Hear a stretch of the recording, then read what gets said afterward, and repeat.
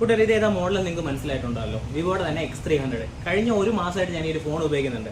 അപ്പോൾ ഞാൻ കഴിഞ്ഞ 2 ദിവസം കൊണ്ട് ട്രിപ്പ് പോയേക്കായിരുന്നു. ആ സമയത്ത് ഞാൻ കുറച്ച് ഫോട്ടോസ് ഇതിനകത്ത് എടുത്തിട്ടുണ്ട്. അതായത് ഫോട്ടോസ് എടുത്തിട്ടുണ്ട്, പോർട്രേറ്റ് ഫോട്ടോസ് എടുത്തിട്ടുണ്ട്, നോർമൽ ഫോട്ടോസ് എടുത്തിട്ടുണ്ട്. അപ്പോൾ അത് നിങ്ങളെ എനിക്കൊന്ന് കാണിക്കണം തോന്നി, എൻ്റെ ക്ലാരിറ്റി എത്രത്തോളം ഉണ്ടെന്ന്. അപ്പോൾ ആദ്യം തന്നെ നമുക്ക് ഒരു ലോ ലൈനിൽ എടുത്ത ഫോട്ടോസ് ഞാൻ കാണിച്ചു തരാം. ഇതൊക്കെ ലോ ലൈനിൽ എടുത്ത ഫോട്ടോസാണ്. അതായത് നിങ്ങൾക്ക് കാണുമ്പോൾ തന്നെ മനസ്സിലാവും, നല്ല ക്ലാരിറ്റി, നല്ല ഷാർപ്പ് ലുക്ക് ഇതിനകത്ത് കിട്ടുന്നുണ്ട്.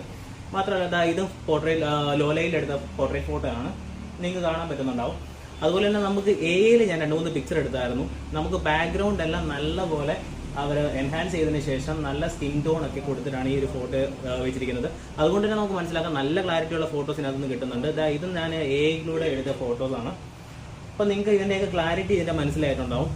പിന്നീട് ഇത് പോർട്രേറ്റ് ഫോട്ടോ ആണ്. പോർട്രേറ്റ് ഫോട്ടോയുടെ ക്ലാരിറ്റി നല്ലൊരു റിസൾട്ട് തന്നെ നമുക്ക് ഇതിനകത്തുനിന്ന് കിട്ടുന്നുണ്ട്.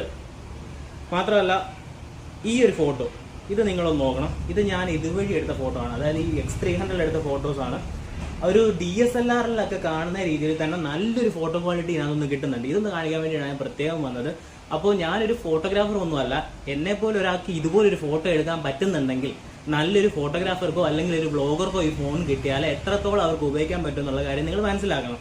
ഇതിന്റെ കൂടെ തന്നെ ഇതിന് X300 Pro എന്ന് പറഞ്ഞൊരു വേരിയന്റോടെ വരുന്നുണ്ട്. അപ്പോൾ അതിൽ എത്രത്തോളം ഫോട്ടോഗ്രാഫിക്ക് പ്രാധാന്യം കൊടുക്കുന്നുണ്ടെന്ന് നിങ്ങൾക്ക് മനസ്സിലായിട്ടുണ്ടാവുമല്ലോ. അപ്പോൾ ഇതിനെക്കുറിച്ച് ഇത് എവിടെ കിട്ടും, അതുപോലെ നല്ല ഓഫേഴ്സ് ഒക്കെ എവിടെ വരും എന്നുള്ള കാര്യങ്ങളൊക്കെ നിങ്ങൾക്ക് അറിയാനായിട്ട് താഴെ കൊടുത്തിരുന്ന നമ്പറിലേക്ക് കോൺടാക്ട് ചെയ്താൽ മതി.